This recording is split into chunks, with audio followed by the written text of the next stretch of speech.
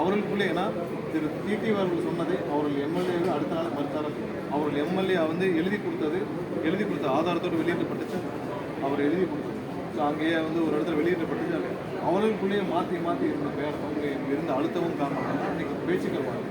எங்களுக்கு நாங்கள் யாரிடமும் வேறு பேசணும், அதுக்கு பேச வேண்டிய அவசியம் இல்லை.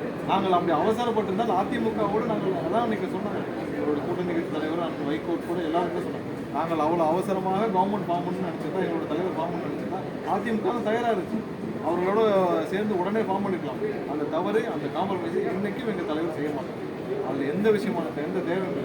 நாங்கள் என்றைக்கும் அன்றைக்கே எங்களுடைய தலைவர், நாங்கள் இப்போவும் சொல்கிறோம், அன்றைக்கே எங்களோட தலைவர் மீண்டும் தேர்தலை சந்திக்க தயாராக இருக்கிறோம்.